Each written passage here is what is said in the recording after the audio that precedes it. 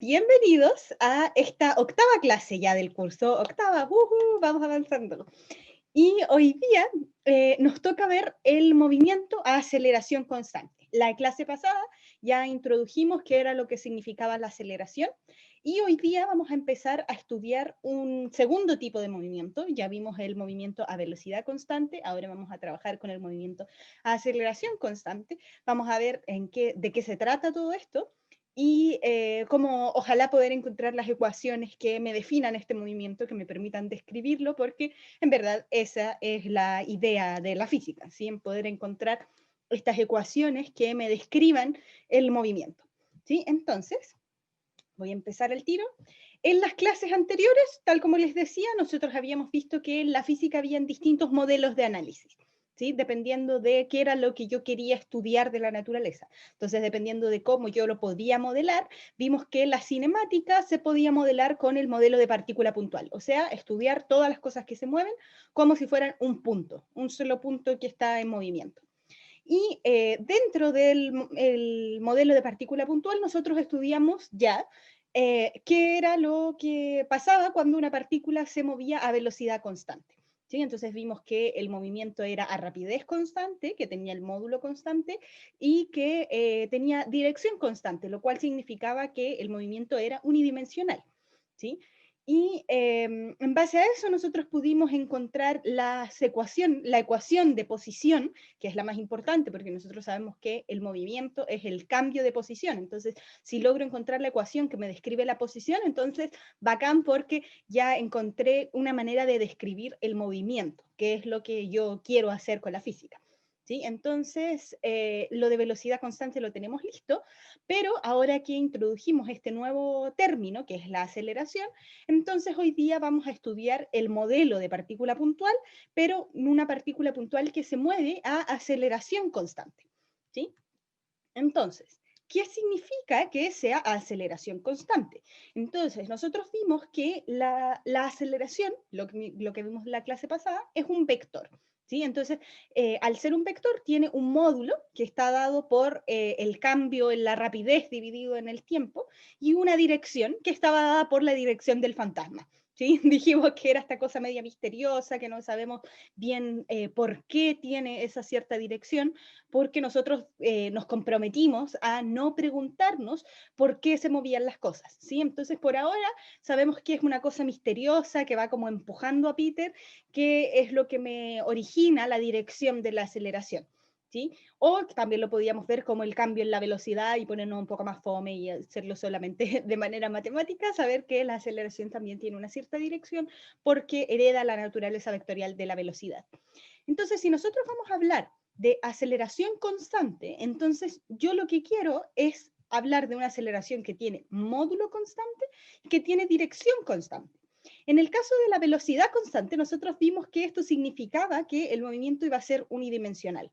Pero en el caso de la aceleración, vámonos por partes, si el módulo es constante, eso quiere decir que la rapidez varía constantemente. Varía, no sé si aumenta, no sé si disminuye, pero va a tener que variar de manera constante. La rapidez, o sea, el módulo de la velocidad, el puro número. El número va a estar variando constantemente. Por ejemplo, aumentando en 10 metros por segundo. ¿Sí? Entonces voy a tener una velocidad de 10 metros por segundo, después pasa un segundo y tengo 20 metros por segundo, pasa otro segundo y tengo 30 metros por segundo, etcétera, etcétera.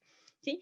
Entonces la gracia es que va a estar variando el número de manera constante. Esa es una de las primeras como consecuencias de un movimiento a aceleración constante. Y la otra consecuencia es que la dirección tiene que ser constante, pero a diferencia del movimiento a velocidad constante, que la aceleración tenga una dirección constante no implica que el movimiento es unidimensional. El movimiento podría ser en una, en dos o incluso en tres dimensiones.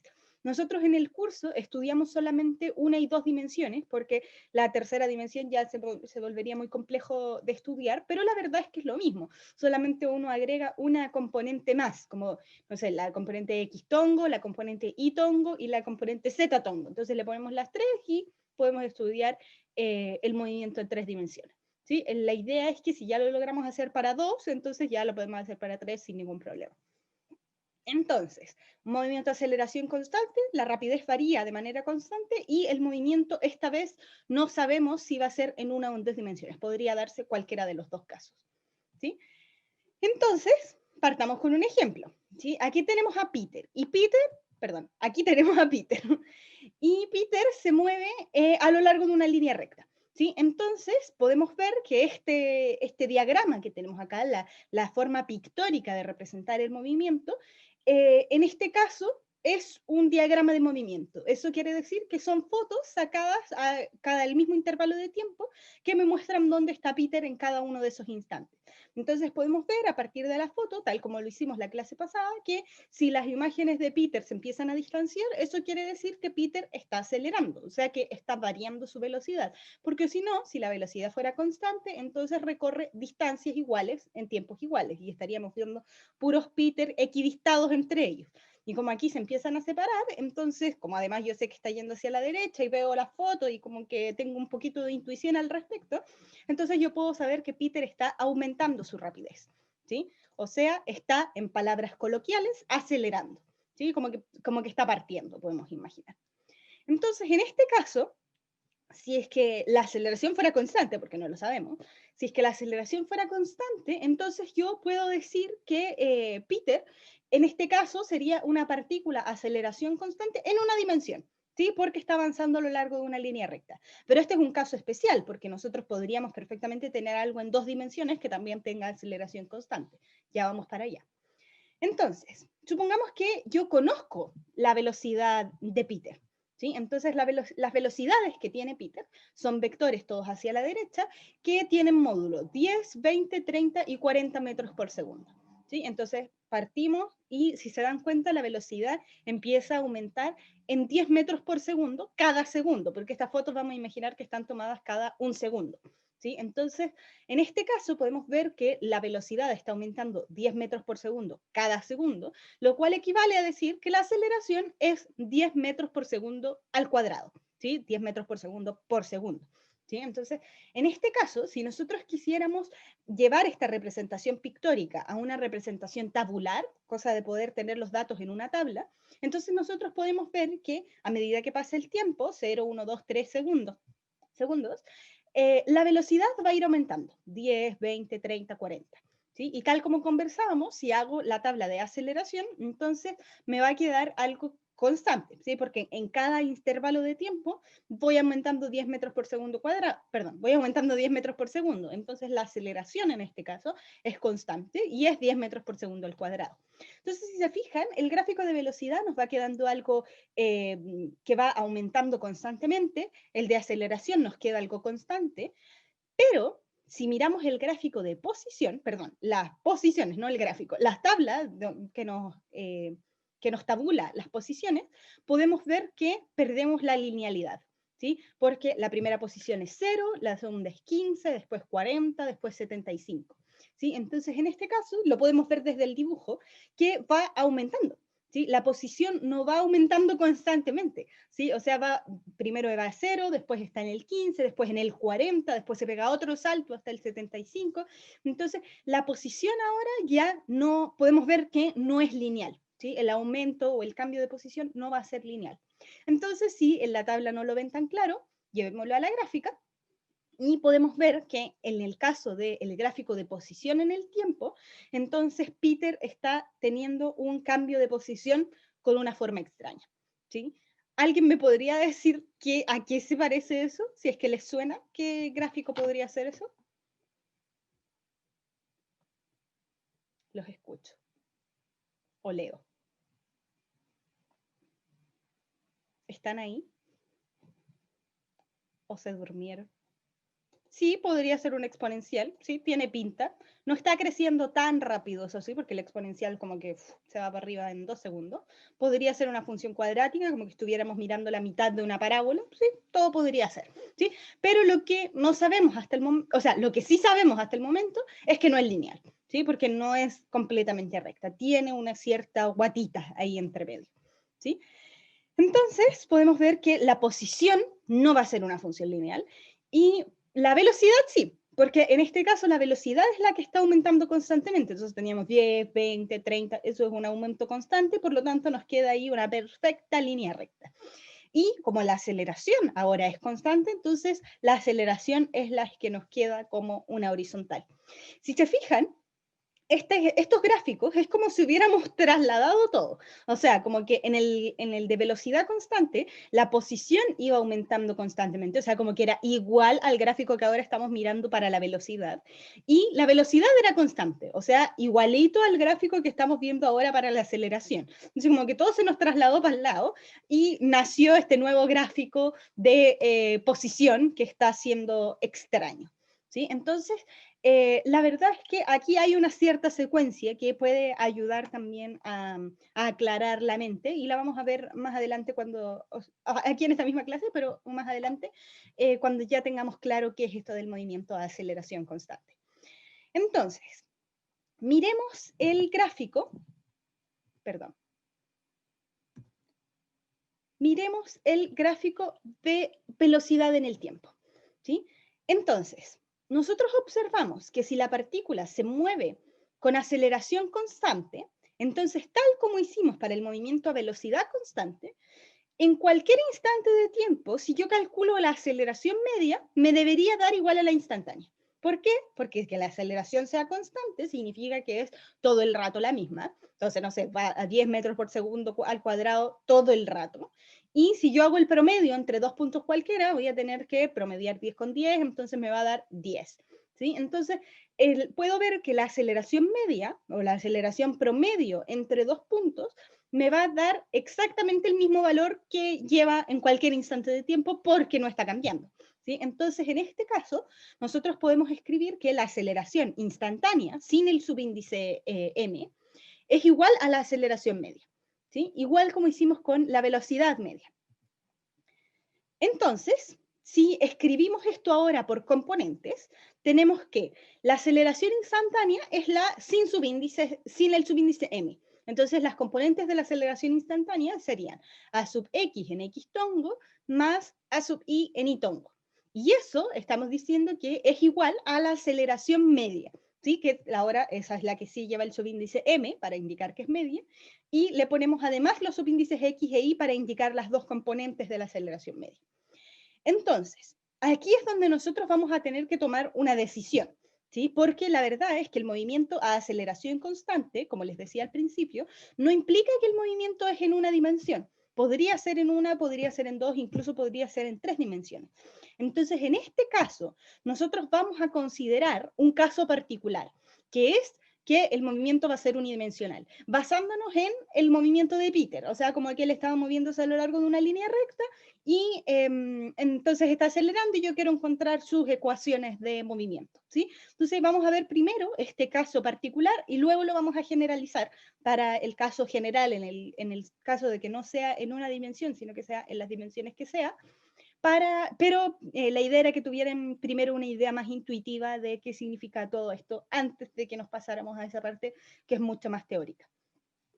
Entonces, si consideramos que el movimiento es unidimensional, entonces voy a tener una sola componente. Puede ser la X, puede ser la Y, pero ya que está horizontal y que estamos acostumbrados a que lo horizontal es la X, entonces supongamos que es a lo largo del eje X, y entonces las componentes en el eje Y van a ser cero, ¿sí? Porque nadie se va a estar moviendo en el eje vertical.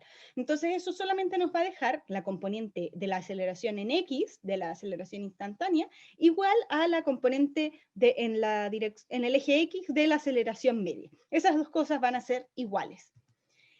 Entonces, para evitar ser redundantes, tal como hicimos en el caso de la velocidad media, entonces puedo omitir los vectores unitarios porque ya tengo indicada la dirección en el subíndice y como todo va a ser a lo largo de una sola dirección, entonces no me voy a confundir que algunos son en X y otros son en Y porque todo es en X. ¿Sí? Entonces, de esta forma podemos expresar la aceleración instantánea igual a la aceleración media solamente en el eje X, pero conservo el subíndice X para saber en mi mente, estar tranquilo, de que lo que estoy estudiando es solamente a lo largo del eje X. ¿Sí? Entonces, debido a lo anterior, y solamente en este caso, ¿sí? Porque ya hicimos dos suposiciones. Bueno, una suposición, que el movimiento iba a ser unidimensional, y lo otro es que estamos estudiando un movimiento de aceleración constante. Entonces, en ese sentido, la aceleración media puede ser igual a la instantánea, pero si no lo fuera, si la aceleración no fuera constante, entonces no puedo asumir esto. Entonces, si es que se cumplen estas dos condiciones, entonces la aceleración instantánea en el eje X, yo la voy a poder expresar como el cambio de velocidad, pero el cambio expresado con el delta, ¿sí? Porque como vimos la clase pasada, la aceleración instantánea debería ser la derivada de la velocidad respecto al tiempo. Pero en este caso lo puedo igualar a la aceleración media, y la aceleración media era con los delta. ¿Sí? Entonces la aceleración instantánea me va a quedar el delta de velocidad en el eje X, el cambio de velocidad en el eje X, dividido en el intervalo de tiempo que tenemos en este caso. ¿Velocidad o rapidez? Me preguntan. Bueno, la verdad es que esto es o sea, escrito así, estamos hablando solo del número, entonces sería la rapidez, pero yo sé que es en el eje X, entonces ahí se trampa de alguna manera porque ya sé la dirección. Entonces técnicamente esta es la velocidad, solamente que como lo tengo escrito como un escalar, porque saqué los vectores unitarios, entonces técnicamente es la rapidez. En este caso no podemos hacer la distinción tan clara porque como es en una sola dimensión, entonces la verdad es que todos los escalares son en una dimensión, la dirección solamente está dado con el positivo o el negativo del número. ¿Sí? Entonces, si lo tengo escrito de esta manera, puedo mirar este gráfico y tomar algunos puntos. ¿Sí? Entonces voy a tomar dos puntos en especial, uno en el tiempo igual a 0 y otro en el tiempo, en un cierto tiempo t, un tiempo cualquiera. Y si tomo estos dos puntos, entonces puedo escribir el cambio de velocidad o el cambio de rapidez como la velocidad que tenía en el instante t menos la velocidad que tenía en el instante 0, dividido en el intervalo de tiempo, que va a ser t menos 0 en este caso, son los dos tiempos que estamos considerando. Entonces t menos 0 me da 0 y puedo escribir mucho más simple la expresión porque me queda solo con el cambio de las velocidades arriba dividido en un tiempo t.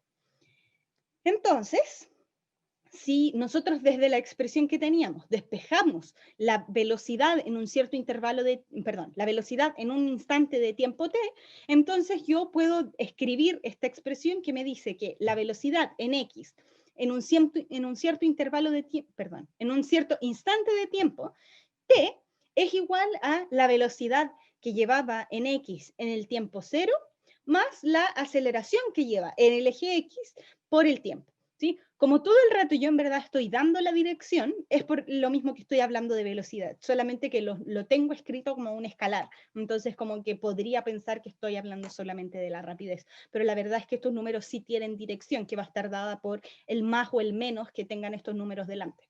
¿Sí?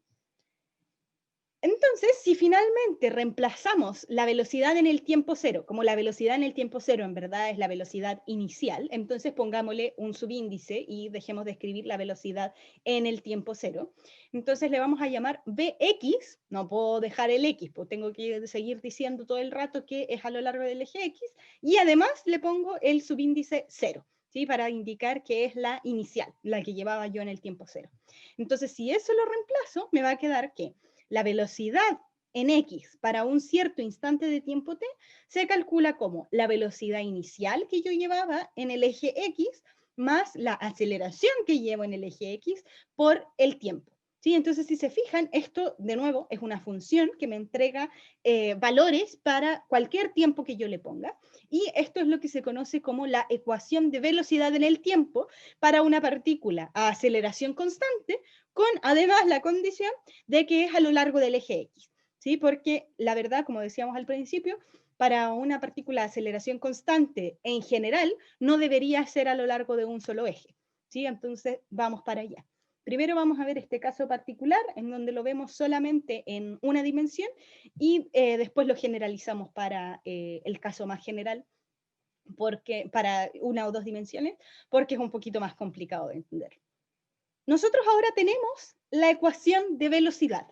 Pero si yo quiero describir el movimiento, entonces lo que yo necesito encontrar es la ecuación de posición, porque la ecuación de posición me indica cómo va cambiando la posición en el tiempo, y el movimiento, dijimos, primera clase, no sé si la primera, como la segunda, que es el cambio de posición. ¿Sí? El movimiento es el cambio de posición, entonces si yo describo el cambio de posición, describí el movimiento y cumplimos la meta de la física. Entonces, hasta este momento nosotros no hemos llegado a la meta, porque tenemos descrita la velocidad, pero no tengo descrita la posición, no sé cómo cambia la posición en el tiempo. Si se fijan, esta ecuación es una ecuación lineal, ¿sí? Porque, no sé, o una función lineal, porque tenemos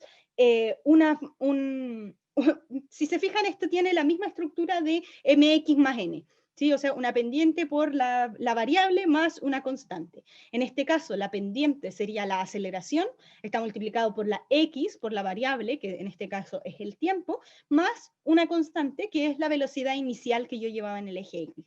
Entonces, esta ecuación, en el fondo, yo sé que se grafica tal como lo estábamos viendo en el gráfico, que es con una línea recta, ¿sí? Pero la ecuación de posición tenía una forma extraña. Entonces, si yo la quiero encontrar, quiero llegar a ver cómo es, necesito empezar a hacer otras cosas que me permitan encontrar la ecuación de posición. Entonces, para eso, miremos el gráfico, ¿sí? Y esta vez, yo sé que la pendiente de la recta que une dos puntos en el gráfico de velocidad es la aceleración. Entonces, ¿dónde está la posición? ¿Sí? Porque la pendiente está asociada a la aceleración y la posición nos gustaría que estuviera en alguna parte para poder obtenerla a partir de la gráfica. Entonces, los invito a que respiren profundo, se llenen de energía y me sigan en este hermoso viaje matemático de la física. Vamos a imaginar que nosotros queremos calcular el área bajo esta curva, ¿sí? Esta curva en particular es fácil, ¿sí? Porque nosotros tenemos una línea recta, entonces yo si quiero calcular el área, podría calcular el rectángulo que se forma abajo, después sumarle el triángulo y listo, estoy lista. Pero imaginemos que esta gráfica tuviera una forma extraña, ¿sí? No fuera una línea recta, no sé, fuera una curva media rara. Entonces, otra manera de poder calcular el área, que se le ocurrió a un caballero en el 1800, es, ok, si tengo una forma rara, entonces pongamos muchos rectángulos abajo de la recta, ¿sí? Entonces armo muchos rectángulos y si yo, como yo soy seca calculando el área de rectángulos, porque es base por altura, entonces si yo quiero sacar el área total, sumo el área de todos los rectángulos. Entonces, el área de uno de estos rectángulos sería lo que tiene abajo, en el fondo, la parte horizontal, el lado que queda horizontal, tiene un largo de delta t, ¿sí? Porque es un cierto intervalo de tiempo, porque en el eje horizontal yo tengo el tiempo, ¿sí? Entonces, cada uno de estos rectangulitos va a tener el número, o sea, el subíndice i. Entonces, el primero podría ser 1, 2, 3, 4, y para generalizar eso, entonces le pongo que es el rectángulo i, ¿sí? Un rectángulo cualquiera de todos esos que tengo. Entonces, el rectángulo I va a tener un cierto intervalo de tiempo sub I, ¿sí? Podría ser el intervalo de tiempo 1, 2, 3, 4, etc. Y esa altura que tiene el rectángulo va a estar dada por una cierta velocidad. Y ojo aquí con los subíndices, porque es una velocidad en el eje X. Está asociada a el rectángulo I, ¿sí? Entonces le tengo que poner el I. Pero además no es una velocidad instantánea, es la velocidad media que yo tengo en este intervalo de tiempo, ¿sí? Entonces yo tomo ese intervalo de tiempo y le calculo la velocidad media a ese pedacito, ¿sí? Y eso es lo que estamos considerando como la altura del rectángulo.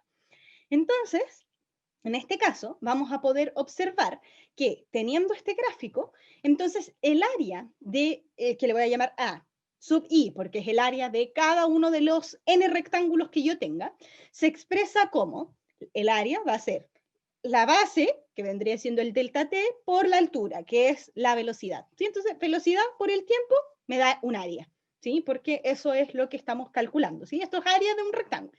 Por eso les decía que respire profundo, porque en verdad aquí estamos viendo área de un rectángulo. No hemos dicho nada complicado como lo que me está spoileando Néstor en el chat. ¿Sí? No, pues Néstor, si esto es rectángulo, no, nada que ver eso de integrales todavía. Entonces, a partir de la definición de la velocidad media, nosotros sabemos que la velocidad media para un cierto intervalo de tiempo siempre es el cambio de posición dividido en el cambio de tiempo, en el intervalo de tiempo que estamos considerando. En este caso, la velocidad era a lo largo del eje X. ¿Sí? Entonces, el cambio de posición va a ser en la dirección de X, y además teníamos el subíndice Y, porque era para uno de estos n rectangulitos que teníamos. Entonces, la velocidad media para uno de esos rectángulos se expresa como el cambio de posición que hubo en ese intervalo de tiempo, en el intervalo de tiempo Y que estamos considerando, y por eso mantengo el subíndice Y tanto en la posición como en el intervalo de tiempo. ¿Sí? Entonces, si se fijan, de esto que tenemos escrito, yo podría despejar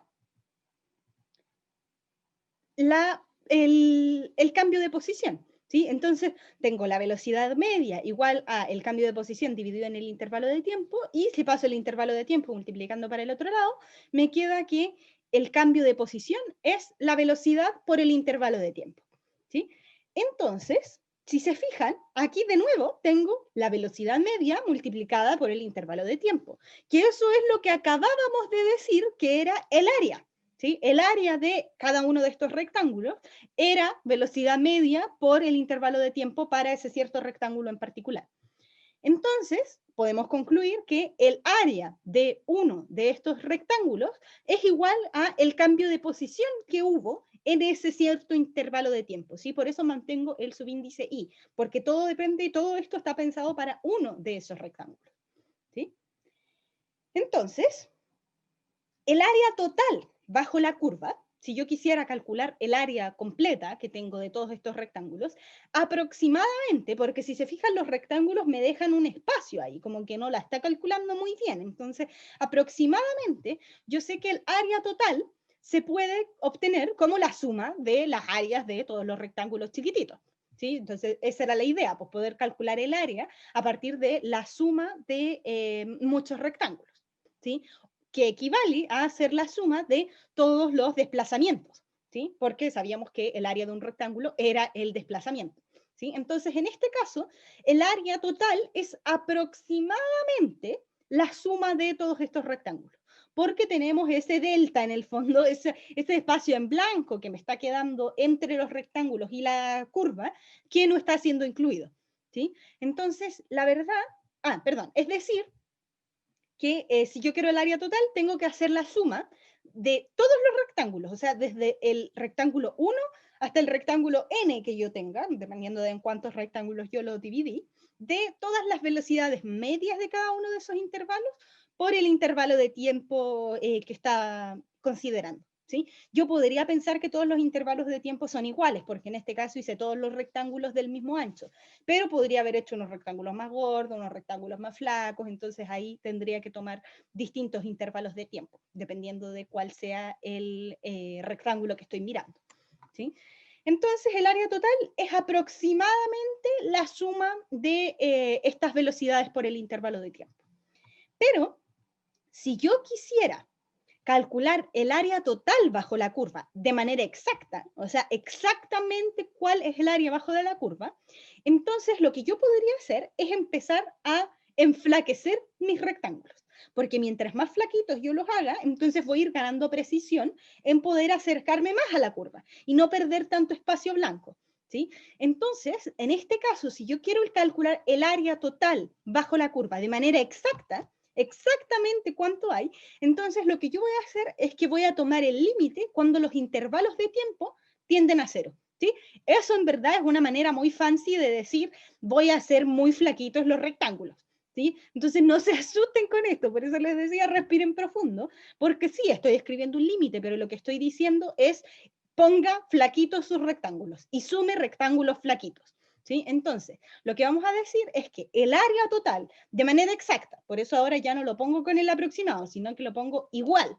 Entonces, el área total es igual a el límite cuando los intervalos de tiempo tienden a cero, o sea, sume los rectángulos muy flaquitos de la suma que tengo que hacer, ¿sí? Que era la suma de todas las áreas de cada uno de los rectángulos. Entonces, cada rectángulo tenía área velocidad media por delta t, entonces sumo todos esos rectángulos que yo tengo, pero asegurándome de que los intervalos de tiempo que yo estoy tomando sean muy pequeñitos, ¿sí? Entonces, aquí dice, el área total se obtiene como la suma de puros rectángulos flacos, ¿sí? Eso dice ahí, no hay que límites aquí, no se asusten, ¿sí? Estamos interpretando lo que estamos escribiendo de manera matemática. Esa sería la manera correcta o rigurosa de escribir lo mismo que estamos diciendo de sumar rectángulos flaquitos, ¿sí? Eso es lo que escribimos como el límite cuando el delta t tiende a 0, de la suma. Entonces, esto de sumar cosas chiquititas, ¿sí? Al igual que como hicimos con la derivada, que era calcular la pendiente entre puntos que estaban con una distancia chiquitita entre ellos, esto equivale a decir la integral de la velocidad por el tiempo, ¿sí? Entonces ahora no tengo la velocidad media, tengo la velocidad instantánea, porque hice tan chiquitito el intervalo de tiempo que estoy calculándolo instantáneamente en un punto. Y el delta t que tenía antes, lo hice tan pequeñito también que el delta, pum, se hizo d.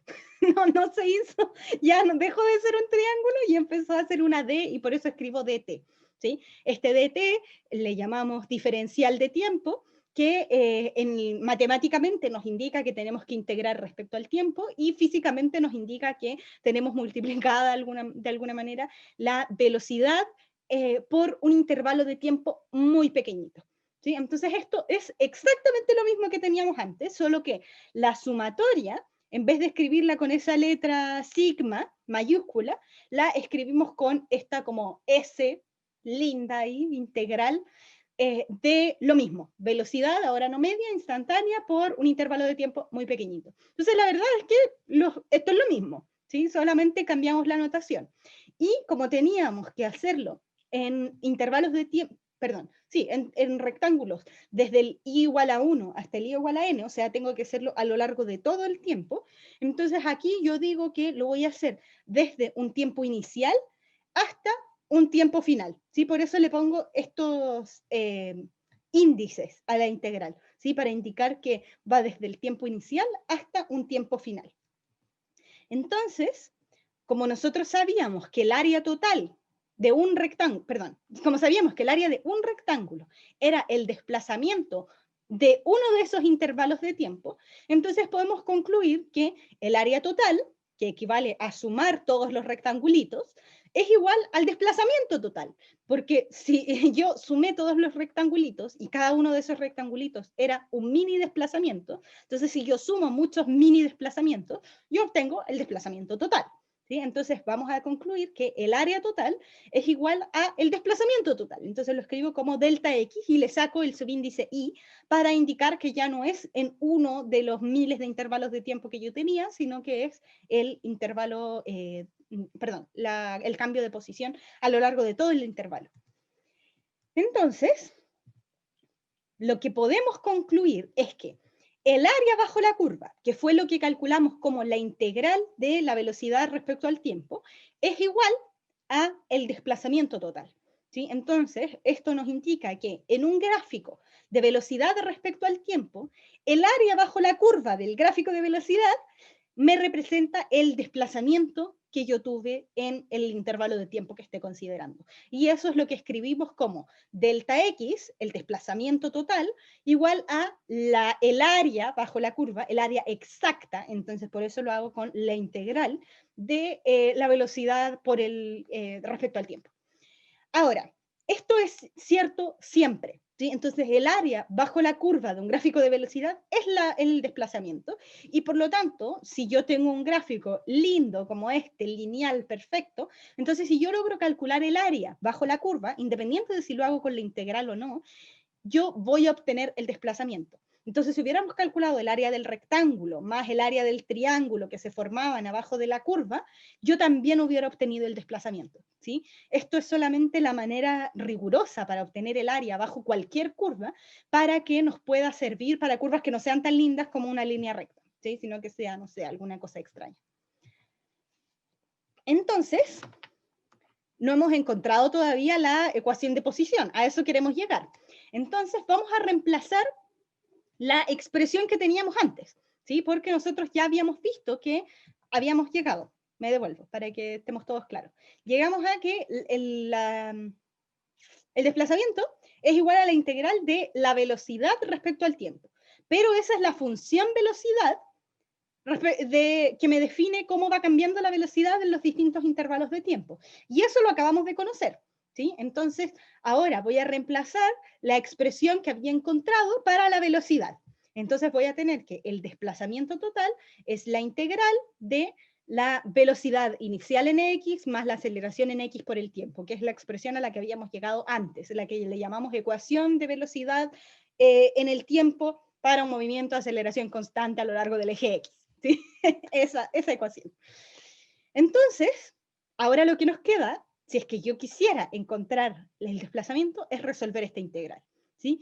Y para resolver la integral, aquí yo les soplo que la integral es la función inversa a la derivada, ¿sí? Entonces, en la derivada lo que nosotros hacíamos es que a las constantes las dejábamos tranquilitas y respecto a lo que yo estoy derivando, si lo hacía respecto a la eje X o respecto al t, entonces lo que yo hago es agarrar el t y poner el exponente que tenía multiplicando y restarle 1 al exponente, ¿sí? Entonces, lo inverso a eso es integrar, y la integral lo que hace es agarrar el t que yo tenía con el exponente que tenía, y en vez de restarle 1 al exponente, agarro el t elevado a 2, por ejemplo, que yo tenía. Le sumo 1 al exponente, ahora no le resto, me va a quedar t elevado a 3, ¿sí? Y ese exponente que me quedó, que era elevado a 3, lo pongo, en vez de multiplicando, dividiendo. Entonces, la integral de t cuadrado me va a quedar igual a t cubo dividido en 3. Si se fijan, es lo mismo que la derivada, pero al revés. En vez de ponerlo multiplicando, lo pongo dividiendo, y en vez de restarle 1 al exponente, le sumo 1 al exponente, ¿sí? Entonces, siguiendo esa línea, vamos a tener el bx0, lo quiero integrar, y el bx0 no tenía una t acompañando, estamos integrando respecto a t, entonces en este caso bx0 no tenía ninguna t acompañándolo. Podemos pensar que había una t ahí al lado, pero estaba elevada a 0, ¿sí? Porque cualquier cosa elevada a 0 es 1, y 1 por la bx0 era bx0. ¿Sí? Entonces podemos pensar que el bx0 estaba acompañado por un t elevado a 0. Entonces, si yo lo quiero integrar a ese t elevado a 0, tengo que sumarle 1 al exponente, 0 más 1, 1, y divido por ese exponente que me quedó. Entonces me quedaría t elevado a 1 dividido en 1. ¿Sí? Entonces me va a quedar t. ¿Sí? Entonces el b0x integrado respecto al tiempo me queda b0x t. Si se fijan, cuando uno deriva b0xt, llega a b0x. ¿Sí? Entonces la verdad es que esto es como ir y volver. Si yo derivo en la de abajo, llevo a la de arriba, y si integro la de arriba, llevo a la de abajo. ¿Sí? Por eso son funciones inversas. Y el AX por el tiempo, que era el otro término que yo tenía, lo quiero integrar respecto al tiempo. Este ya tenía un t, que estaba elevado a 1 en este caso. Entonces, si lo quiero integrar, tengo que sumarle 1 al exponente. Como era t elevado a 1, me va a quedar t elevado a 2, y dividir por el exponente que me quedó. Entonces me va a quedar t elevado a 2 dividido en 2. Entonces eso es lo que expresamos como b0xt más ax por t cuadrado dividido en 2, que esa sería la expresión ya integrada. Ya resolví la integral, ¿sí? Sumo 1 al exponente y divido por lo que me quedó. Lo contrario a derivar. Y en este caso, lo único que me falta es evaluar, ¿sí? Porque yo sabía que la integral era entre un tiempo inicial y un tiempo final, y eso no lo he reemplazado todavía. Entonces tengo esta expresión que la tengo que evaluar entre un tiempo inicial y un tiempo final. Evaluar significa reemplazar en el de arriba menos el evaluado en el de abajo, ¿sí? O sea, evaluar en tiempo final menos lo evaluado en el tiempo inicial. Yo creo que esto ustedes lo han hecho si es que ya han visto derivadas, ¿sí? Entonces, evaluando en los tiempos dados, voy a tener la expresión, pero en vez de escribir el t, escribo t sub f, ¿sí? Porque evalué la expresión en el tiempo final, menos la misma expresión evaluada en el tiempo inicial, ¿sí? Y entonces tengo esta expresión gigantesca, pero yo la podría reordenar, ¿sí? Entonces, si la reordeno, voy a juntar el término, el primer término con el primer término del segundo paréntesis y el segundo término del primer paréntesis con el segundo término del segundo paréntesis.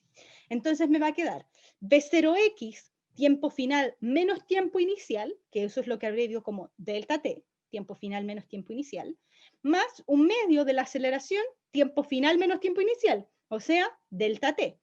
¿Sí? De nuevo, estamos haciendo solamente el cambio de tiempo, un tiempo final menos un tiempo inicial. ¿Sí? Entonces, en verdad, tenemos escrito exactamente lo mismo.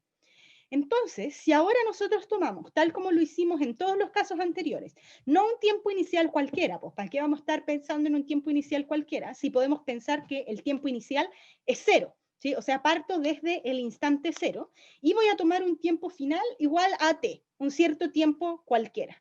¿Sí? Entonces, eso hace que yo pueda escribir el delta t como t menos 0. Y t menos 0 es solamente t.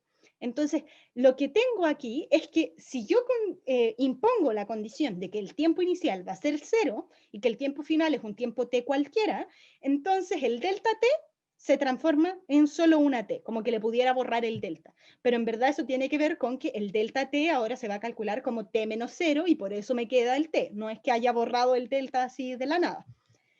Entonces, si además nosotros tomamos la posición final, como dijimos que los tiempos iban a ser 0 y t, entonces la posición final va a ser x, o sea, la posición en el tiempo t, en el tiempo final, que era tiempo t, y además tomamos la posición inicial como la posición en el tiempo 0, porque es el tiempo que consideré como el inicial, y a eso le pongo x sub 0 mejor, porque así es la posición en el tiempo 0, entonces voy a tener que el xf lo puedo escribir como x sub t, o sea, x de t, la posición en un cierto instante de tiempo t, y la posición inicial la escribo como la posición en el tiempo 0, entonces puedo reescribir la ecuación que tenía antes como x de t igual a el x inicial. En verdad aquí yo tenía el delta x, pero si se fijan, el delta x es x de t menos x0. Si al x0 lo paso al otro lado, entonces me va a quedar positivo, y eso es lo que hice.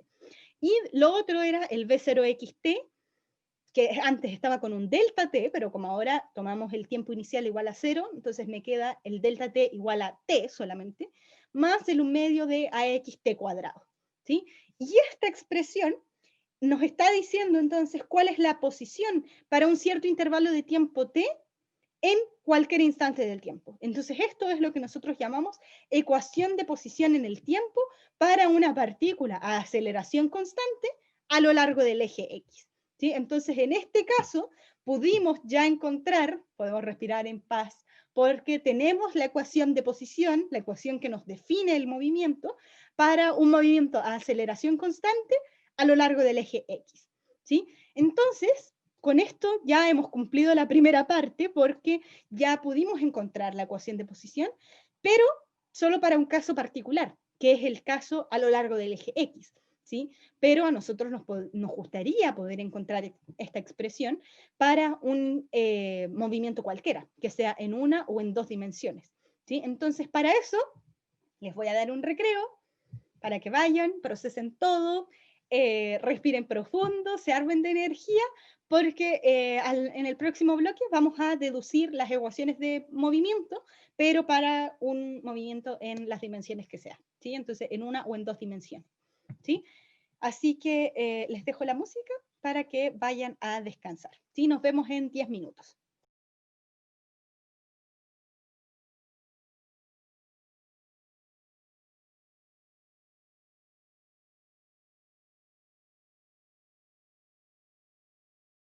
Volvimos, chicos. Estuve leyendo la encuesta. Voy a finalizar ahora la votación. Les voy a compartir los resultados y la verdad es que es la primera vez que me pasa que tengo más ñe sobreviviendo que súper entendido todo. Así que yo sabía que esta clase podía ser complicada. Y de hecho es la primera vez que tengo un mal no entiendo nada. Esto es anónimo, así que en verdad yo no sé quiénes son, pero agradezco la sinceridad porque La verdad es que es la mejor retroalimentación que tengo, pues no puedo saber si es que van bien o no, no les veo las caras, no sé cuándo parar o cuándo ir más lento. Traté de hacerlo lo más entendible posible y me alegro por las 13 personas que entendieron todo, pero igual me preocupa que haya tanta gente que me diga ñe sobreviviendo o derechamente que no entiende nada. ¿Sí? Entonces, la verdad es que yo quería decirles para su tranquilidad que en verdad esta parte del curso, esta deducción de las ecuaciones, es más que nada para que la entiendan, o sea, para que sepan de dónde salieron, pero nunca van a tener ustedes que hacer esto. O sea, no les voy a pedir ya, deduzcan las ecuaciones de cinemática. No, pues sí, para eso lo hice yo. Y ahora ustedes ya saben las ecuaciones. ¿Sí? Entonces, sí, las integrales me imagino que los asustaron porque no lo habían visto antes, no habían visto lo de derivadas tampoco. Espero que haya sido intuitivo esto de la suma, ¿sí? Pero yo sé que asusta, o sea, el hecho de que a uno ya le dibujen esa cosa es como chuta, estoy en otro nivel. ¿Sí? Como ya salí del colegio, como que dónde están mis sumas y restas, ¿sí? Como que uno se empieza a asustar y empieza a entrar en pánico, en verdad, antes de siquiera como tratar de entenderlo. Entonces, por eso mismo yo los incentivaba a que respiraran profundo solamente, porque la verdad es que no es difícil y lo único que vamos a hacer nosotros es esto, ¿sí? Entonces, no vamos a llegar más lejos y yo nunca les voy a pedir a ustedes que lo hagan, ¿sí? Porque yo sé que ustedes no saben integrar. ¿Sí? Entonces, lo que vamos a hacer es más parecido a el ejemplo que les tengo preparado para hoy, que no sé si vamos a alcanzar a llegar porque me quiero poder deducir las ecuaciones las generales, ¿sí? Entonces esto nos va a salir un poco más cortito ahora que ya hicimos lo otro, pero aún así es complicado, ¿sí? Entonces, es complicada la notación para ir procesándola, entonces cuesta digerirlo, ¿sí? Pero de nuevo, los incentivo a que ojalá me sigan y no se preocupen como de que ustedes van a tener que hacer esto de nuevo. No, no, la idea es que puedan entenderlo para que sepan desde dónde están saliendo las ecuaciones que vamos a ocupar. ¿Sí? Pero lo que nosotros vamos a ocupar van a ser las ecuaciones. Lo que sí es importante como saber de dónde salen, porque a veces cuando pasan cositas raras que nos cambian como en un sentido o en un término la ecuación, colapsamos. ¿Sí? La idea es que la entiendan en profundidad, cosa de que cualquier cosa ustedes estén preparados. ¿Sí? Entonces, nosotros ya hicimos la deducción de las ecuaciones de movimiento, de posición y de velocidad, para un movimiento de aceleración constante a lo largo de un eje, del eje X en este caso. Podría haber sido del eje Y, es lo mismo, solamente cambian todas las X por una Y, pero lo que nos gustaría poder hacerlo ahora es hacerlo en todas las direcciones que sea, ¿sí? O sea, hacerlo vectorialmente, cosa de que si nosotros tuviéramos más de una dimensión, también funcione, ¿sí? Entonces, para eso me voy a esta parte. ¿Sí? Y esta parte a mí no me gustaba tanto y por eso quería hacerlo primero con la manera intuitiva de los triángulos y todo esto, porque de los triángulos, no, de los rectángulos, porque esta es la parte ya más matemática de cómo se deducen las ecuaciones. ¿Sí? Entonces, si nosotros consideramos un movimiento con aceleración constante, por definición de aceleración instantánea, sabemos que esta corresponde a la derivada de la velocidad de la partícula respecto al tiempo. ¿Sí? Partamos de la definición de aceleración. ¿Sí? La aceleración instantánea es la derivada de la velocidad respecto del tiempo. ¿Sí? Ojo la notación, estamos hablando de una aceleración cualquiera, no estoy diciendo en el eje X, estoy diciendo la aceleración con la flecha arriba, o sea, el vector aceleración, que puede tener las componentes que sea, y eso es igual a la derivada de la velocidad que sea, en la dirección que sea, respecto al tiempo. ¿Sí? Entonces, esta es la definición de aceleración. Y desde aquí vamos a partir. Esta deducción de las ecuaciones es netamente matemática, ¿sí? Por eso no quería hacerla como la primera, porque no es tan intuitiva, ¿sí? Pero es linda, es hermosa, como son las matemáticas, porque hace que uno pueda llegar a las ecuaciones tomando solo condiciones numéricas, ¿sí? O sea, solo con las ecuaciones, ¿sí? Entonces, lo que vamos a hacer es que si nosotros vemos esta ecuación que tenemos escrita, dice aceleración igual a la derivada de la velocidad respecto al tiempo. Lo primero que a mí me gustaría obtener es la ecuación de velocidad respecto del tiempo, tal como lo hicimos recién, ¿sí? Que primero llegamos a la ecuación de velocidad respecto al tiempo y a partir de esa sacamos la de posición, ¿sí? Entonces, si se fijan en esta expresión que tenemos escrita, la velocidad está, pero está atrapada, ¿sí? Está atrapada dentro de esa derivada, ¿sí? Entonces, lo que podemos hacer para obtener esta función es hacer la función inversa. Es como si esto dijera, no sé, aceleración igual a raíz cuadrada de la velocidad, ¿sí? Entonces, si yo quiero despejar la velocidad, entonces aplico la función inversa. La función inversa a la raíz cuadrada es elevado a 2. Entonces, en este caso, nosotros necesitamos aplicar la función inversa a la derivada, ¿sí? Que es la integral. Entonces, lo que vamos a hacer es que vamos a integrar a ambos lados lo que teníamos. ¿Sí? Entonces me va a quedar la integral de la aceleración y le pongo el dt porque en verdad la integral, el símbolo de la integral va asociado con el diferencial que lleva, ¿sí? Como que ese es su apellido, ¿sí? Entonces uno dice integro y le pongo este apellido que significa respecto a qué voy a integrar.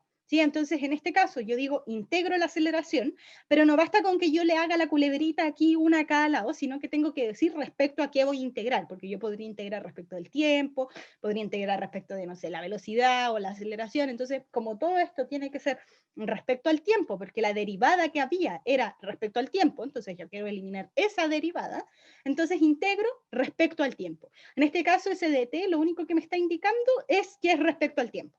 ¿Sí? No es que yo haya multiplicado por otra cosa rara, no. Entonces, integré al lado izquierdo de la ecuación, y al lado izquierdo de la ecuación yo tenía solo la aceleración. ¿Sí? Entonces me va a quedar la integral de la aceleración respecto del tiempo, ese es el apellido de la integral. Y al otro lado me queda la integral de lo que yo tenía, que era la derivada de la velocidad respecto del tiempo, y eso me queda la integral respecto del tiempo. ¿Sí? Entonces, en este caso, el lado derecho de la ecuación me queda la integral de la derivada. ¿Sí? Entonces la integral de la derivada se anula y me queda solamente la velocidad respecto del tiempo. Y la velocidad entonces respecto del tiempo me va a quedar igual a la integral de la aceleración respecto del tiempo.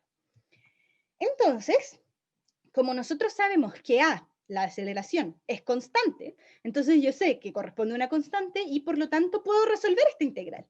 ¿Sí? Porque yo no necesito saber cómo la aceleración está cambiando en el tiempo, como hicimos en el caso de la velocidad, que tuvimos que reemplazar una expresión antes de integrar. Ahora yo ya sé aquí que la aceleración es constante. Entonces, en verdad, es como si estuviera la A, que es un número, multiplicado por un t que está elevado a 0. Entonces, ese t elevado a 0 es la variable que no está presente en este caso. Y si yo lo quisiera integrar, tal como hicimos recién, yo lo que tendría que hacer es el a multiplicado por el t elevado a 0, entonces el 0, que era el exponente, le sumo 1, me va a quedar t elevado a 1, y divido por 1. ¿Sí? Entonces le sumo 1 al exponente y divido por lo que me quedó. Entonces en este caso me va a quedar la velocidad igual a la aceleración por un tiempo, ¿sí? Que es con el exponente elevado a 1 y dividido en 1, y en este caso, no sé si se dieron cuenta, pero yo les puse la integral y esta vez no puse tiempo inicial y tiempo final. ¿Sí? Eso que cuando uno pone el tiempo inicial y el tiempo final, cuando pone los límites de integración, eso es lo que se conoce como una integral definida. ¿Sí? Y una integral definida, lo que uno hace es que evalúa en el tiempo inicial, perdón, en el tiempo final y le resta lo que se evalúa en el tiempo inicial. Si yo no pongo los límites, también se puede hacer, pero entonces lo que voy a tener que hacer es sumar una constante. ¿Sí? Entonces yo integro todo perfecto, no le pongo ningún tiempo inicial ni tiempo final, pero voy a tener que agregar una constante porque en verdad, si ustedes se fijan, la ecuación a la que llegamos, donde está la constante, si yo la derivo, puedo llegar a la ecuación que yo tenía arriba, pero al derivar una constante, yo llego a 0. ¿Sí? Entonces, la derivada de una constante, en el fondo, la voy a perder entre medio, y por eso es que la agrego, porque de alguna manera cuando yo integro una derivada, perdí esa constante. Y para asegurarme de que están contemplados todos los casos, entonces yo agrego esta constante adicional para estar segura de que nada se me ha pasado. Lo único que ustedes tienen que saber de esto, para que me entiendan la deducción, es que cuando yo tengo una integral definida, entonces no tengo que agregar la constante, y cuando tengo una integral indefinida, que es cuando no tiene los límites de integración, no pongo el TI y TF en los extremos de la culebrita, entonces tengo que sumar una constante.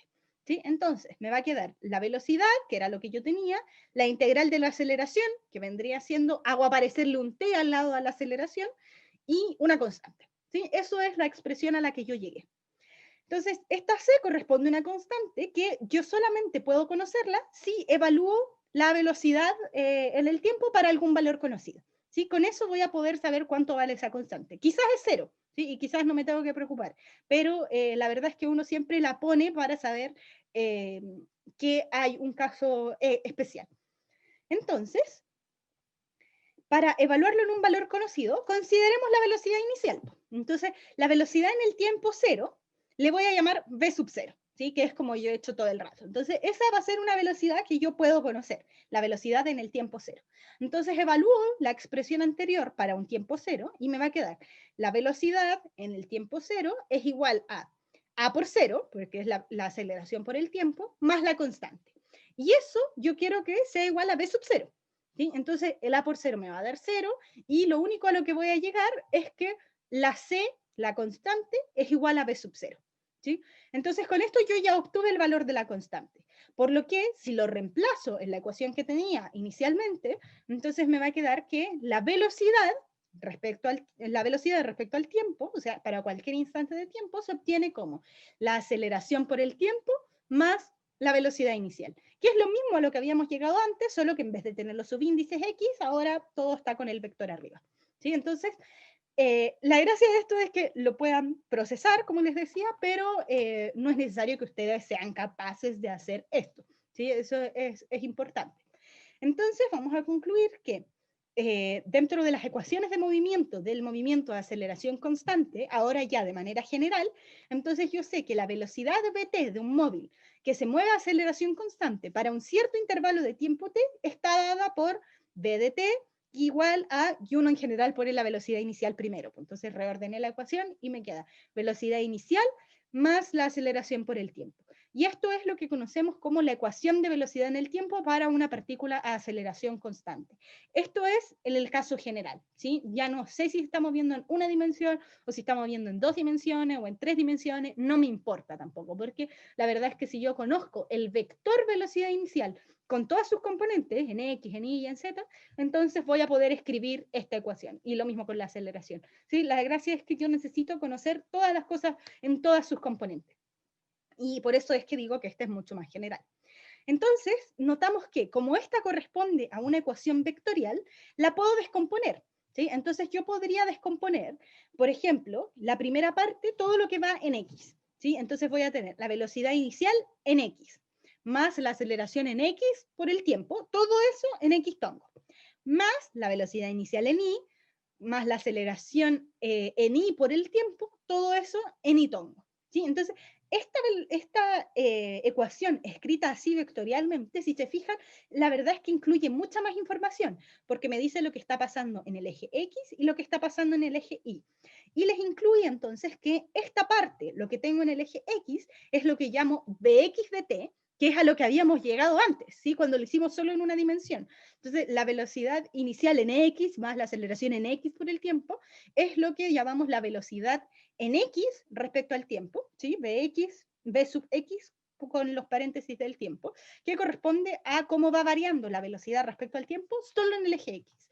Y a la otra le llamamos BI de t, ¿sí? Para saber qué es la velocidad en el eje Y respecto al tiempo. ¿Sí? Entonces, si están medio confundidos con la notación, espero que esto les aclare, porque la verdad es que esta parte, escrito vectorialmente, es mucho más general que la que teníamos antes, porque si se fijan, lo que llegamos antes es solo una parte de lo que llegamos a escribir ahora de manera vectorial. Entonces, tenemos la ecuación de velocidad, ¿sí? Pero nos falta de nuevo la de posición, ¿sí? Entonces, vamos por la de posición. De nuevo, desde el cálculo. Si se fijan, esta deducción era mucho más matemática, ¿sí? Entonces ya no veíamos gráficos, no estaba Peter, no podíamos imaginarnos a nada, entonces por eso es que yo la dejé para el final, para que ya estuvieran preparados y les hiciera más sentido antes de lanzarnos con toda la piscina, ¿sí? Entonces, por la definición de velocidad instantánea, sabemos que esta corresponde a la derivada de la posición, escrita como r vector, de la partícula respecto del tiempo, ¿sí? Es decir, nosotros sabemos que la velocidad vectorial respecto al tiempo es igual a la derivada de la posición, escrito vectorialmente, respecto al tiempo. ¿Sí? Entonces, podemos obtener la función de posición para este movimiento al integrar a ambos lados de la ecuación. ¿Sí? Entonces, en este sentido, hacemos lo mismo que hicimos antes. ¿Sí? Vamos a integrar a ambos lados. Benjamín, en el mismo tutorial les puse cómo obtener la licencia de Office, pues si ustedes la tienen gratuita por ser estudiantes de la universidad. Así que aprovechenla, tienen hasta para 5 equipos, pueden ponerla en 5 equipos distintos. Así que para los que no habían visto el tutorial, véanlo, porque ahí les enseño cómo instalar Office en el computador. Y además les enseño cómo escribir así a toda velocidad ecuaciones en cualquiera de los programas de Office para que se les haga mucho más fácil contestar los controles, ya sea para este ramo o para otros. Les va a servir para la vida en general. ¿Sí? Ya, ahora me devuelvo al ejercicio, solo me distraje. Entonces, es decir, la integral de lo que tenía a la derecha, que era la velocidad en el tiempo, respecto al tiempo, le agrego este apellido, acuérdense que este dt en verdad es parte de la integral, como que cuando yo pongo la integral, entonces pongo la culebra y el dt, pongo las dos cosas. Y al otro lado tengo la integral de la derivada de la posición respecto al tiempo, ¿sí? Entonces, como que yo cuando pongo la integral pongo la culebra y el dt, y entre esas dos cosas encierro lo que había antes. Entonces, si es que aquí nosotros reordenamos un poco, me va a quedar la integral de la derivada, se anularon las dos cosas y me queda solamente la posición respecto al tiempo igual a la integral de la velocidad. ¿Sí? Entonces, si ahora yo reemplazo la expresión que acabamos de encontrar para la velocidad, entonces me va a quedar que la posición para un instante de tiempo está dada por la integral de la velocidad, pero ahora escrito desplegado. Entonces tengo la velocidad inicial más la aceleración por el tiempo respecto al tiempo. Entonces tengo que resolver esta integral. Si resuelvo la integral, entonces voy a llegar a lo mismo que hicimos recién. La constante está acompañada por un t elevado a 0. Entonces le sumo 1 al exponente, me va a quedar t elevado a 1 dividido en 1. Por eso llegó a v0 por t. Más, y la aceleración ya está acompañada por un t. Entonces, en este caso, voy a tener que sumarle 1 al exponente, me va a quedar a por t cuadrado, y divido por el exponente que me quedó, o sea, divido por 2. Eso es lo que se resume en 1/2 at cuadrado. ¿Sí? Por eso, de aquí viene, si es que ustedes ya habían visto esta ecuación en el colegio, de por qué viene 1/2 at cuadrado. ¿Sí? Ese 1/2, en verdad, nace de la definición oficial de la integral, de hacerlo rigurosamente y no como promedio, sino que hacerlo instantáneamente. Entonces yo puedo obtener la ecuación exacta de la posición respecto del tiempo. Más una constante, ¿sí? Porque estamos integrando de manera indefinida. Entonces, le sumo la constante, donde se corresponde una constante que se puede conocer al evaluar el R de t para algún valor conocido.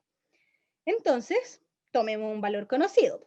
Entonces, consideremos el valor inicial de la posición, ¿sí? O sea, la posición que tengo en el tiempo cero. Y a eso le vamos a llamar R sub 0, ¿sí? Porque es la posición en el tiempo cero. Y entonces evaluemos. Entonces me va a quedar la posición en el tiempo cero y cambio todos los tiempos por cero. Entonces me va a quedar velocidad inicial por 0, más 1/2 de la aceleración por 0 al cuadrado, más la constante. Todo lo que está multiplicado por 0 se va a morir y lo único que voy a llegar es que C es igual a el R0. O sea que la posición inicial es igual a esta constante que no sabíamos cuánto valía.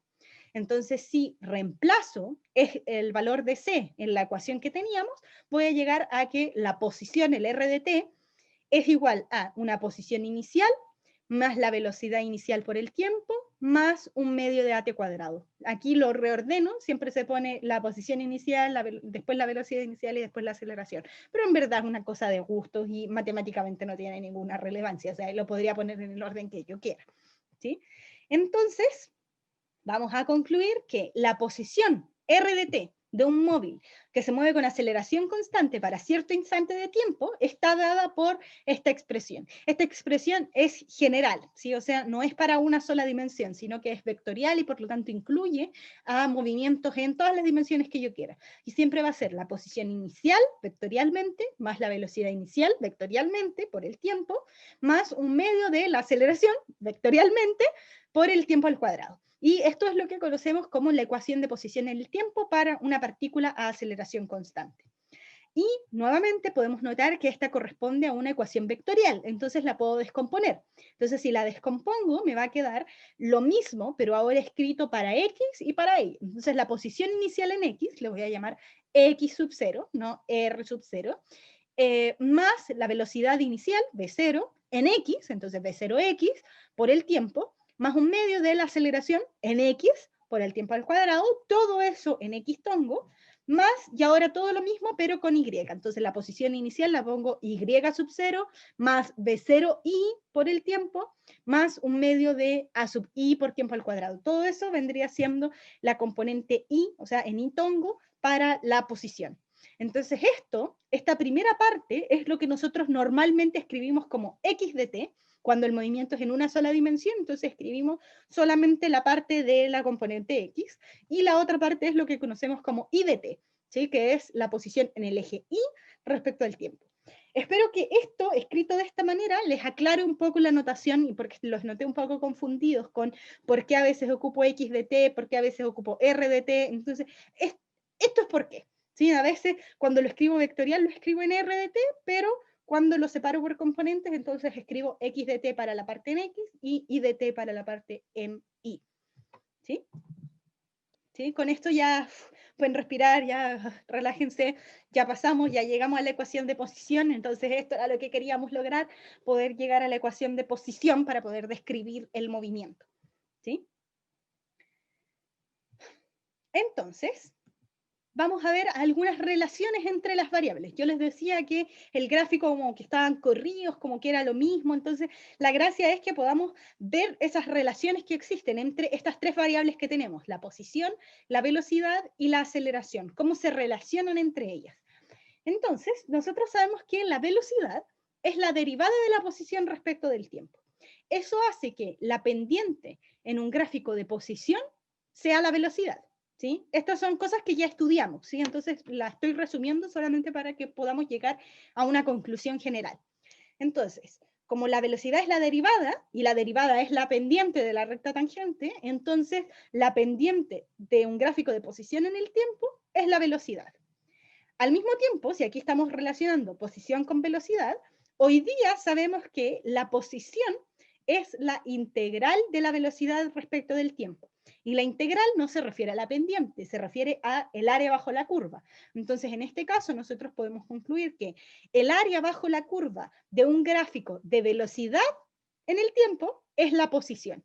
¿Sí? Entonces, aquí tenemos las dos cosas. En el gráfico de posición, la velocidad es la pendiente, y en el gráfico de velocidad, el área es la posición. O sea, como que van cruzados. Y de la misma manera, como nosotros sabemos que la aceleración es la derivada de la velocidad respecto del tiempo, entonces podemos saber que la pendiente en un gráfico de velocidad es la aceleración, y si quiero relacionar ahora velocidad con aceleración, entonces al mismo tiempo yo sé que la velocidad es la integral de la aceleración respecto del tiempo. Esto quiere decir que en un gráfico de aceleración, el área bajo la curva corresponde a la velocidad. ¿Sí? Aquí hicimos todas las interpretaciones que podemos hacer a partir de las ecuaciones, ver cuáles son pendientes de una y cuáles son áreas de la otra. ¿Sí? Y para resumir aún más esto, entonces les tengo el siguiente diagrama, que es el resumen del resumen. ¿Sí? Entonces, yo tengo tres variables: posición, velocidad y aceleración. Entonces, en el gráfico de posición en el tiempo, yo sé que la pendiente, avanzando hacia la derecha, la pendiente en el gráfico de posición en el tiempo es la velocidad, y la pendiente en el gráfico de velocidad en el tiempo es la aceleración. Y si me devuelvo por lo que indica la flecha de abajo, entonces en el gráfico de aceleración, el área bajo la curva es la velocidad, y en el gráfico de velocidad, el área bajo la curva es la posición, o el desplazamiento en este caso. ¿sí? Entonces, esto es lo importante, ¿sí? Que se llevan por algo, ¿sí? O sea, están relacionados los tres gráficos y por eso es que lo podemos hacer de esta manera, ¿sí? Entonces, solamente para aclarar, cuando yo hago el área bajo la curva de aceleración, lo que obtengo es el cambio de velocidad. Cuando no la velocidad media ni ninguna de estas cosas, obtengo el delta V, el cambio de velocidad.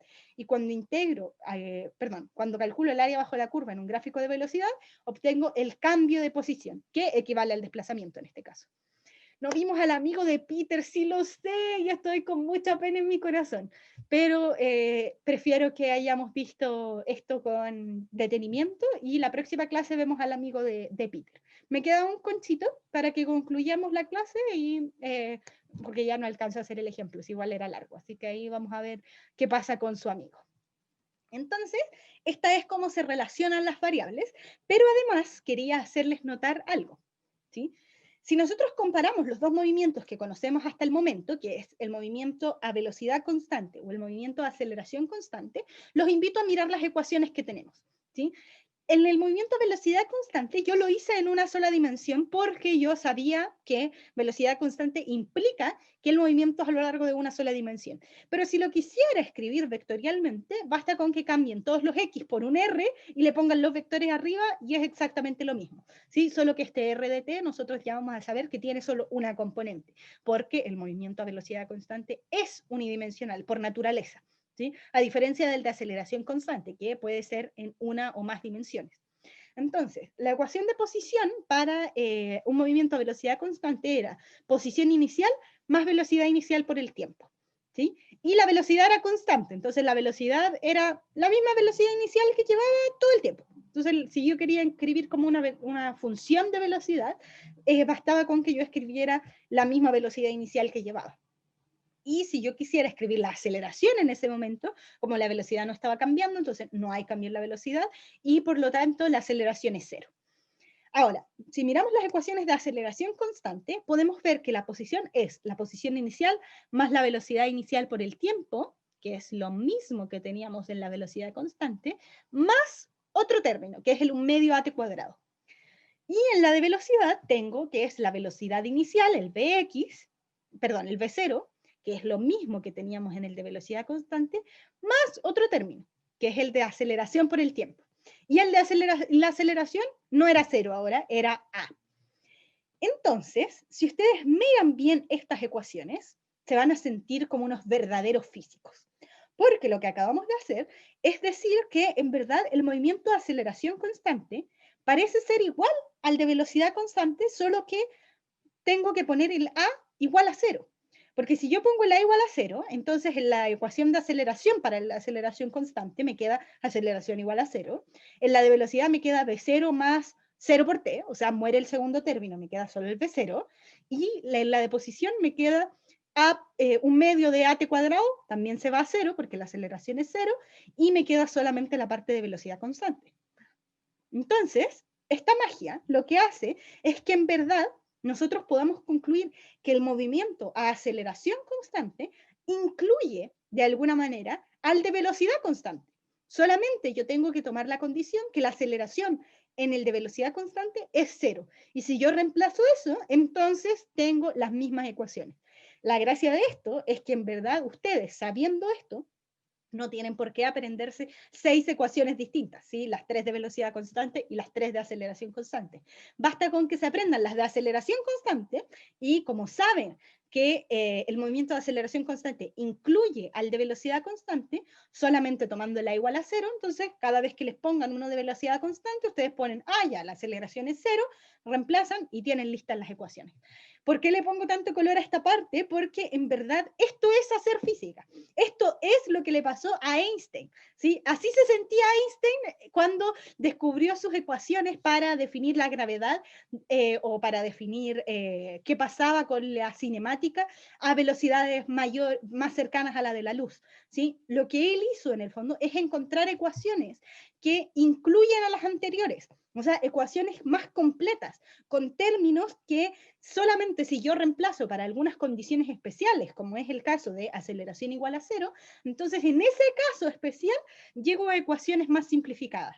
Pero el caso más general es poder encontrar la ecuación con todos los términos y de ahí empezar a reemplazar cuáles son las condiciones específicas para los distintos casos que voy a estudiar. ¿Sí? Entonces, por eso quería hacer énfasis en este momento, porque yo diría que es la primera vez o la primera clase así que de verdad estamos haciendo física teórica en serio. ¿Sí? O sea, lo que hicimos fue poder encontrar las ecuaciones, deducirlas a partir de lo que sabíamos, a partir de matemática, que fue prácticamente lo que hizo Newton cuando inventó las integrales, y ahora ya más encima llegamos a ese éxtasis en el que tenemos ecuaciones que incluyen a las que ya teníamos antes, ¿sí? O sea, pudimos generalizar la física. Estudiar un movimiento de aceleración constante me incluye a el caso especial desde el que partimos, porque teníamos que partir por lo fácil, pues no nos íbamos a tirar de guata a estudiar algo tan complejo como la aceleración constante, ¿sí? Entonces, partimos por algo simple, pero a medida que lo fuimos complejizando, el modelo que tenemos actualmente, las ecuaciones que nos modelan el movimiento de aceleración constante, incluyen a el caso más simple que es velocidad constante, ¿sí? Y eso es lo hermoso de la física. Entonces, con ese sentimiento de gratitud y de emoción por la física, concluimos la clase de hoy. Hoy día vimos el movimiento de aceleración constante, la ecuación de posición y la de velocidad para este movimiento, y nos quedó pendiente el ejemplo de Peter y su amigo, pero ya lo vamos a conocer en la próxima clase, no se preocupen. ¿Sí? Así que les deseo una buena semana y nos vemos el miércoles.